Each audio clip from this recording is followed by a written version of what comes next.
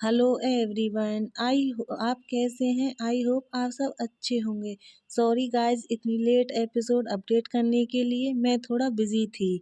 लेकिन गाइस अब रोज़ video upload करूंगी, इसलिए आप सभी इंजॉय करें। तो चलिए वीडियो स्टार्ट करते हैं। लास्ट एपिसोड में हमने देखा था एलेक्सी लीन को छोड़कर अब्रॉड चला जाता है, तो वह अब जहाँ जाना था वहाँ नहीं जाता। यह सुनकर कार्लोस सोचता है, अच्छा है कि मैंने एक ट्रैकिंग चिप लगाई। कौन जानता था कि मुझे इसे फिर से यूज करने की आवश्यकता होगी। फिर कार्लोस ईगोर को कॉल करता है और वह उससे कहता है एलेक्सी के क्लोज रहो और गैलिल उस होटल में होगा। जब वह उसके साथ काम कर ले तो एलेक्सी को ड्रग्स देकर उसे डेरिल के पास भेज दो। गैलिल के विषय में उसे खत्म कर दो, अपना काम क्लीन और निरिया रखो ईगोर। यह सुनकर ईगोर कहता है रोजर सर। उसके बाद सीन शिफ्ट होता है और हमें कुछ मंथ बाद का सीन दिखाया जाता है। मॉर्निंग में लीन सोफे पर बैठा हुआ बाहर की तरफ व्यू देखकर सोचता है 1 मंथ में तुम्हारा जन्म हो जाएगा। क्या तुम्हें पता है कि मैं किस बात से दुखी हूँ माय डियर? तुम्हारे डैड के बारे में एक भी न्यूज नहीं है, मानो वे हवा में उड़ गए हों। हालांकि मुझे पहले से ही इसकी उम्मीद थी। लीन खड़ा होता है और अपनी बैली पर हाथ रखकर वहां से जाते हुए आगे सोचता है मेरा दिल बहुत भारी लग रहा है। 1 महीने में मुझे उस पर्सन के बचे हुए हिस्से को छोड़ देना चाहिए जिसे मैं प्यार करता था। फिर लीन आगे सोचता है चाहे मैंने उसकी लाइफ का हिस्सा बनने की कितनी भी कोशिश की, उन्होंने मुझे कभी अंदर नहीं आने दिया। फिर लीन अपनी बैल की तरफ देखता है और कहता है मैं रुकना चाहता हूँ लेकिन मैं थक गया हूँ माय डियर, प्लीज मुझे माफ कर दो, मुझे माफ कर दो क्योंकि मुझे तुम्हें जाने देना चाहिए था, बेहतर के लिए, तुम्हारे और तुम्हारे डैड के लिए। लीन यह सब बोल ही रहा होता है कि तभी कॉफी का मग लेकर सासा वहां आता है और कहता है ज्यादा सैड मत हो, मैं तुम्हारी जगह उसको प्रोटेक्ट करूंगा। सासा की आवाज को सुनकर लीन उसकी तरफ देखता है और फिर सासा क्लोज आके कॉफी के मग को लीन को देता है तो लीन मग लेते हुए कहता है थैंक यू। ऐसा माना जाता है कि एलेक्सी ही वह पर्सन है जिसने ऐसा कहा है। इनकी बात को सुनकर सासा कहता है मुझे यकीन है कि वह एक भी शब्द बोले बिना भी अपने बच्चे को प्रोटेक्ट करेगा। यह सुनकर लीन सोफे पर बैठते हुए कहता है मुझे उम्मीद है कि ऐसा ही होगा। बहुत बुरा, मैं खुद को और निराश होने का कोई मौका नहीं देना चाहता। मैं पहले से ही जानता था कि वह किस तरह का पर्सन है। तो सासा कहता है अगर बाय चांस उसने तुमसे रुकने को कहा तो क्या तुम रुकोगे? सासा की बात को सुनकर लीन एक लंबी गहरी सांस छोड़ता है और स्माइल करते हुए कहता है नहीं, मैं ऐसा नहीं करूंगा। उसने मेरे साथ जो कुछ भी किया है मैं उसे भूल नहीं सकता। जब भी मैं अपनी आंखें बंद करता हूँ यह बात मुझे परेशान करती है। अगर मेरे लिए उसे माफ करना आसान हो तो मैं अपनी प्रेगनेंसी के बारे में उससे कभी नहीं छिपाता। लीन की बातों को सुनने के लिए सासा सोफे पर बैठ जाता है तो लीन सासा की तरफ देखकर अपनी बात को आगे बढ़ाते हुए कहता है इन 3 मंथ्स के दौरान उसकी तरफ से एक भी वर्ड नहीं आया। वेल, इससे मेरा मन नहीं बदलेगा, लेकिन वह रियली में एक सेल्फिश पर्सन है। वह एंड तक केवल अपने बारे में ही सोचता है। इनकी बातों को सुनकर एलेक्सी एक लंबी गहरी सांस छोड़ता है और सैड होते हुए कहता है मैं वाकई उम्मीद करता हूँ कि एलेक्सी तुम्हारे साथ रह सके। लीन एलेक्सी आगे कहता है हो सकता है कि मैं पहली बार में गलत हूँ, लेकिन मुझे लगता है कि अगर वह तुम्हारे साथ रह सके तो वह बहुत बेहतर होगा और मैं ईमानदारी से आशा करता हूँ कि तुम रहोगे। सासा को इस तरह से सैड देखकर लीन उससे कहता है इसका रिग्रेट मत करो सासा, तुम उसे मुझसे ज्यादा टाइम से जानते हो, लेकिन आई एम सॉरी, मैं यहाँ नहीं रह सकता। इनकी बात को सुनकर सासा स्माइल करके उसकी तरफ देखता है। फिर लीन आगे कहता है मैं उससे सच्चा प्यार करता हूँ। मैंने सोचा था कि मैं सिर्फ उन फीलिंग्स के जरिए उसे संभाल सकता हूँ, लेकिन दिन व दिन यह एक ड्रीम बनता जा रहा है। उसने मुझे बहुत ज्यादा परेशान कर दिया है। फिर लीन सासा की तरफ देखकर स्माइल करते हुए कहता है मैं भी खुश रहना चाहता हूँ सासा, मुझे यह जानकर बहुत दुख होता है कि मैं जिस पर्सन को मैं बना हूँ वह यह भी नहीं चाहता कि मैं उसका मेट बनूं। जिस पर्सन से मेरे प्रोटेक्ट करने और मुझे प्यार करने की अपेक्षा की गई थी वही मुझे सबसे अधिक दुख पहुंचाने वाला बन गया। मैं बहुत दुखी हूँ राइट। लीन आगे कहता है मेरी लाइफ कभी भी परफेक्ट नहीं रही, लेकिन मैंने कभी भी इतना दिल टूटने का एक्सपीरियंस नहीं किया। यह बोलने के बाद लीन सैड हो जाता है और सोचता है यह पता चलने के बाद कि मेरी फैमिली मेरी असली फैमिली नहीं है, मैं बहुत अकेला फील कर रहा हूँ। जब मुझे पता चला कि वह मेरा फेटेड मेट है तो मैं बहुत खुश था, लेकिन एंड बहुत बुरा है। उसके साथ रहने से बेहतर है अकेले रहना। यह सब सोचने के बाद लीन एक लंबी गहरी सांस छोड़ता है और एलेक्सी सासा से आगे कहता है, यदि एलेक्सी और मैं डिफरेंट परिस्थितियों में मिले होते तो इसका एंड इतना बुरा नहीं होता। क्या तुम्हें नहीं लगता सासा? लीन की बातों को सुनकर सासा सैड होकर नीचे की तरफ देखते हुए कहता है, और अगर तुम शुरू से ही उसके साथ हॉनेस्ट रहे तो यह अलग होगा। हालांकि मैं तुम्हें दोष नहीं दे रहा हूँ, तुम दोनों एक दूसरे को बेहतर स्थिति में नहीं जान पाए। मैं भी कुछ हद तक दोषी हूँ। सासा को इस तरह से सैड देखकर लीन खड़ा होता है और सासा के हाथ पर हाथ रखते हुए कहता है, ऐसा मत करो। ऐसा नहीं है कि तुम्हारे पास कोई चॉइस है। मेरे लिए ट्रस्ट करना मुश्किल है। सासा, मेरे मन में आया कि मैं उसे सब कुछ बता दूं, लेकिन उसका बिहेवियर मुझे बहुत डराता है। क्या ऑनेस्टली उसे बदल देगी? मुझे अब यकीन नहीं है। इनकी बातों को सुनकर सासा कहता है, तुमने बहुत प्रयास कर लिया, अब बस अपने बारे में सोचिए। यदि तुम्हारी चॉइस तुम्हें खुश करती है तो उस पर कायम रहिए, कभी पीछे मुड़कर मत देखिए। सासा की बात को सुनकर लीन वहां से जाने लगता है और कहता है, हाँ हाँ मैं करूँगा, थैंक यू। मुझे पता है कि तुम बस अपना काम कर रहे हो, लेकिन तुम्हारे यहाँ होने से मुझे अकेलापन कम महसूस होता है। अभी सोफे से खड़े होता है और लीन की बातों को सुनकर कहता है, माई प्लेजर सर। सासा के मुँह से ऐसा सुनकर लीन हंसने लगता है और हंसते हुए कहता है, वह कहना बंद करो। तो सासा भी लीन के शोल्डर पर हाथ रखता है और हंसने लगता है, और फिर वह सोचता है, मैं तुम्हारे लिए बेस्ट की आशा करता हूँ लीन। फिर सीन शिफ्ट होता है और हमें एलेक्सी को दिखाया जाता है। एलेक्सी गुस्से में ग्लास को फेंकता है और कहता है, फक। फिर हम एलेक्सी को देखते हैं जो बहुत बुरी तरह से कांप रहा होता है और वह फोन पर बात करते हुए गुस्से में कहता है, तुम मुझे कब तक यहाँ बंद रखोगे? फोन पर कार्लोस होता है तो कार्लोस कहता है, एलेक्सी यह तुम्हारे लिए सबसे अच्छा है, मैं तुम्हें उसके साथ नहीं रहने दूंगा, चाहे कुछ भी हो जाए। कार्लोस की बातों को सुनकर एलेक्सी अपने सर पर हाथ रख लेता है। वह लंबी लंबी गहरी सांसें ले रहा होता है और वह कहता है, तुम हमेशा ऐसे ही रहते हो, तुम्हें कभी परवाह नहीं होती कि मैं कैसा फील करता हूँ। फिर एलेक्सी आगे कहता है, तुमने यह सब मेरी कंसर्न के बिना शुरू किया था और अब तुम इसे मेरी कंसर्न के बिना खत्म भी करना चाहते हो। फादर, मैं तुम्हारे लिए क्या हूँ? एलेक्सी की बातों को सुनकर कार्लोस कहता है, मुझे बिलीव है कि तुमने कभी भी उन रिलेशनशिप की परवाह नहीं की जो मैंने तुम पर थोपे थे, यहाँ तक कि जब तुम्हें पता चला कि वह तुम्हारा फेटेड मेड है तो तुम्हें इसे नफरत हुई। तुम्हारा हार्ट अचानक क्यों बदल जाता है? यह सब सुनकर एलेक्सी नीचे बैठ जाता है। उसके हार्ट में दर्द होने लगता है। वह लंबी लंबी गहरी सांस ले रहा होता है और कांपते हुए कहता है, मैं थक गया हूँ डैड। मैं चाहता हूँ कि तुम मेरी वजह से दूसरों को दुख पहुँचाना बंद करो। मैं किसी ऐसी चीज के लिए दूसरों को दोष नहीं देना चाहता जो मैं अब और नहीं कर सकता। वह आगे कहता है, तो प्लीज उन्हें चोट मत पहुंचाओ।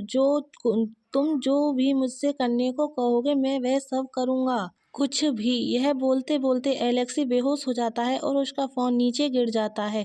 यह देखकर कार्लोस कहता है, एलेक्सी एलेक्सी। फिर सीन शिफ्ट होता है और हमें कुछ टाइम बाद का सीन दिखाया जाता है।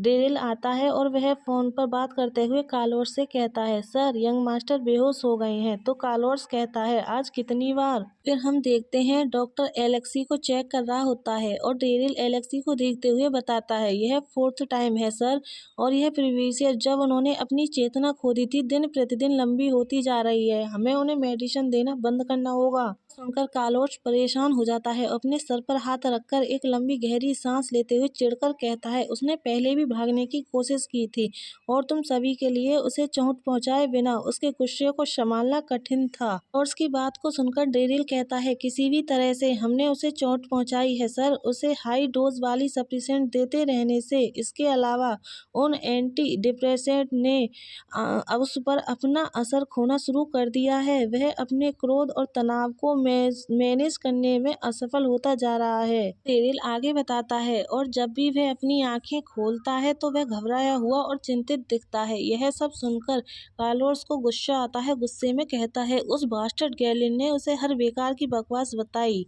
और फिर आगे कहता है, जब एलेक्सी को होश आ जाए तो उससे कहना, अगर वह अच्छा बिहेव करेगा तो मैं उसे छोड़ दूंगा।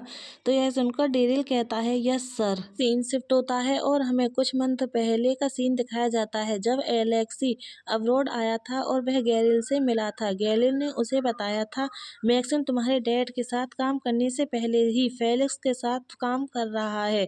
जब तुम चाइल्ड के थे तब से तुम्हारे किडनैपिंग और मर्डर के प्रयास, ये सब मैक्सिम की प्लानिंग थी। गाइस, अगर आपको याद नहीं हो तो मैं बता दूं, मैक्सिम वह पर्सन है जिसे एलेक्सी पहले प्यार करता था, और फेलिक्स वह पर्सन है जो एलेक्सी को मारने की कोशिश करता है। गैलिन की बात को सुनकर एलेक्सी कहता है, क्या मेरे डैड को यह पता था? यह सुनकर गैलिन अपने फेस को ऊपर करता है और अपने सर पर हाथ रखते हुए आगे बताता है, हाँ, वह शुरू से ही सब कुछ जानता था।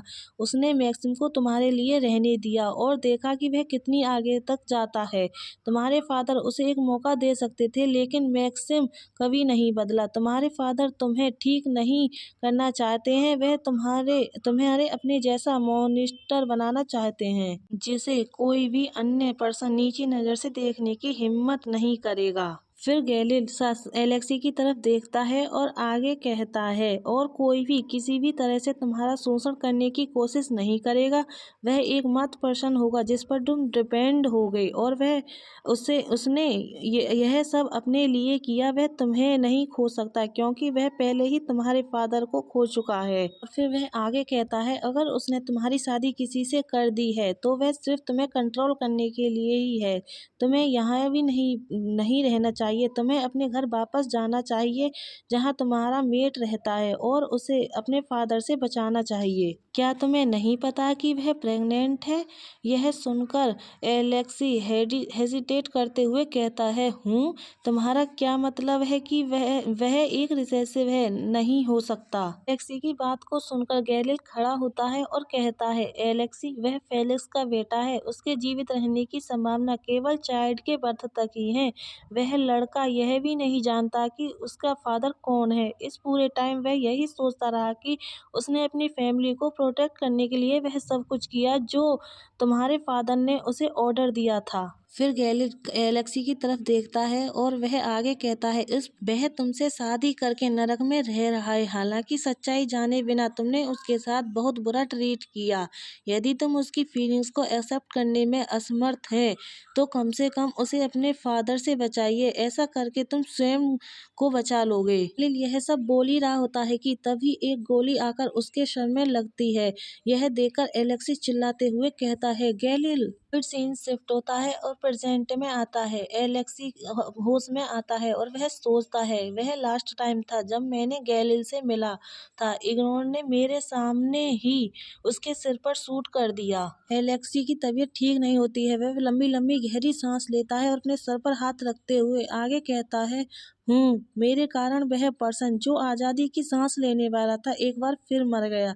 क्या मुझे सचमुच हर चीज पर आंखें मूंद लेनी चाहिए? सीन शिफ्ट होता है और हमें नेक्स्ट डे मॉर्निंग का सीन दिखाया जाता है। डेरिल खड़ा होता है और डॉक्टर एलेक्सी को चेक कर रहे होते हैं। तो एलेक्सी डेरिल से कहता है, मेरे फादर को अभी भी नहीं पता कि मैं फेरोमोन रिजेक्शन का एक्सपीरियंस करता हूँ, राइट? अगर उन्हें यह पता चल गया तो वे तुम्हें मार डालेंगे। डेरिल, तुम इसे क्यों छुपाते हो? डेरिल एलेक्सी की तरफ आते हुए कहता है, वह बाद में मुझे मार सकते हैं जब उन्हें पता चलेगा। यंग मास्टर, मैंने यह तुम्हारे लिए किया। मैं अब यंग नहीं रहा, लेकिन जब मेरी डेथ निकट आ जाएगी तब भी तुम्हें इस तरह देखना मुझे पेन देता है। फिर वह आगे कहता है, यदि तुम्हारे फादर को यह बात पहले पता चल जाती तो वे तुम्हारे मेट को तुरंत मार देते। फिर डेरिल एलेक्सी के आगे खड़े हो जाता है और कहता है, तुम ऐसा नहीं चाहते, राइट? फिर भी मुझे उम्मीद है कि तुम कभी भी अपने फादर को धोखा नहीं दोगे। डेरिल की बातों को सुनकर एलेक्सी उससे कहता है उसने इगोर को गैलिल को मारने के लिए भेजा, क्या तुम उससे नाराज नहीं हो? यह सुनकर डेरिल अपनी आंखों को बंद करता है और एक लंबी गहरी सांस छोड़ते हुए कहता है, गैलिल ने बहुत टाइम पहले अपने फायदे के लिए तुम्हारे फादर को धोखा दिया था।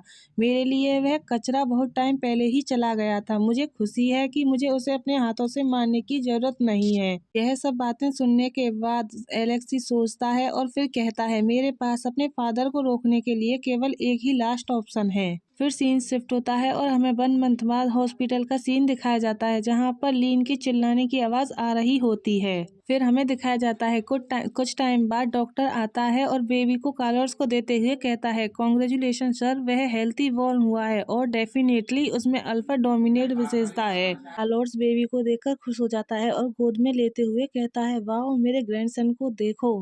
फिर कार्लोस प्यार से बेबी की तरफ देखता है और स्माइल करते हुए कहता है, तुम बिल्कुल अपने फादर की तरह दिखते हो जब उसका जन्म हुआ था। फिर कहता है, लेकिन फिर वह बेबी के सर को कवर करते हुए कहता है, मुझे तुम्हारे बालों का कलर पसंद नहीं है, यह बहुत अगली है। फिर वह हंसकर डॉक्टर की तरफ देखते हुए कहता है, ओह, किसे परवाह है, जब तुम बड़े हो जाओगे तो हम इसे ब्लीच और कलर कर सकते हैं, राइट डॉक्टर? कार्लोस की बातों को सुनकर डॉक्टर भी डर कर हंसता है और कहता है, हाँ हाँ, रियली में। सीन शिफ्ट होता है और हमें कुछ टाइम बाद का सीन दिखाया जाता है। कार्लोस सोफे पर बैठा होता है और डॉक्टर कार्लोस को बताता है, तुम्हारे सन इन लॉ की कंडीशन ठीक नहीं है। जब भी हम उससे बेबी लेकर आते हैं तो वह चिल्लाता रहता है। सुनकर कार्लोस कहता है, तो फिर उसे बेबी मत दिखाओ, अब उसकी कोई जरूरत नहीं है। यह बोलकर कार्लोस खड़ा होता है और डॉक्टर के शोल्डर पर हाथ रखते हुए कहता है, मुझे उसकी कोई परवाह नहीं है, बस यह मेक श्योर करें कि तुम मेरे ग्रैंडसन पर बहुत ध्यान दें। बातों को सुनकर डॉक्टर अपने सर को नीचे झुकाता है और कहता है, हाँ हाँ हाँ, मैं करूंगा सर। सीन शिफ्ट होता है और हमें कुछ मंथ बाद जब लीन रिकवर हो जाता है तो कार्लोस के घर का सीन दिखाया जाता है। कार्लोस वर्क कर रहा होता है और लीन सामने खड़ा हुआ होता है तो कार्लोस लीन से कहता है, अब हमारे पास एक दूसरे से कोई लेना देना नहीं है लीन, तुम्हें जल्द से जल्द यहाँ से जाना चाहिए। यह सुनकर लीन नीचे की तरफ देखता है और अपने लिप्स को बाइट करते हुए सोचता है, मैं रियली में अपने बेबी को देखना चाहता हूँ, लेकिन यह चिंता मेरे रास्ते में आ रही है। मैं उसे देखने से डरता हूँ। मुझे डर है कि शायद मैं उसे भी जाने न दे पाऊँ। यह रियली में सबसे अच्छा है, राइट? सोचने के बाद लीन कार्लोस की तरफ देखता है और कहता है, सर, मेरी एक लास्ट रिक्वेस्ट है और उसके बाद मैं तुम्हारे सामने कभी नहीं आऊंगा। कार्लोस कहता है, बताओ। तो लीन कहता है, मुझे लास्ट टाइम एलेक्सी से मिलने दो। यह सुनकर कार्लोस काम करते करते अपने हाथ को रोक लेता है। फिर कार्लोस एलेक्सी की तरफ लीन की तरफ देखता है और एक लंबी गहरी सांस छोड़ते हुए कहता है, मैं ऐसा क्यों करूंगा? क्या तुम्हें अब भी मेरे बेटे के लिए कुछ फीलिंग है? की बात को सुनकर लीन सैड हो जाता है और कहता है, प्लीज उस मैन को लास्ट टाइम देखने के लिए जिसे मैंने प्यार करता हूँ, क्या तुम मुझ पर एक बार फिर से दया करोगे सर? मैं आपसे प्रॉमिस करता हूँ कि यह लास्ट टाइम होगा। की बातों को सुनकर कार्लोस स्माइल करते हुए उसकी तरफ घूरकर देखता है और सोचता है, लास्ट, यह सही है, यह लास्ट है, मैं तुम्हें जिंदा नहीं रहने दे सकता। एक्स को मेरे फैमिली में बहाए गए खून की पूरी कीमत चुकानी चाहिए। सोचने के बाद कार्लोस अपने वर्क को करने लगता है और अपने हाथ को हिलाकर लीन को जाने का इशारा करते हुए कहता है, ठीक है, एलेक्सी आज रात वापस आ जाएगा, तुम्हें बस उसके पेंट हाउस में रहना होगा, उसके बाद चुपचाप चले जाना, उससे बकवास करने की हिम्मत मत करना। यह सुनकर लीन कहता है, थैंक यू सर।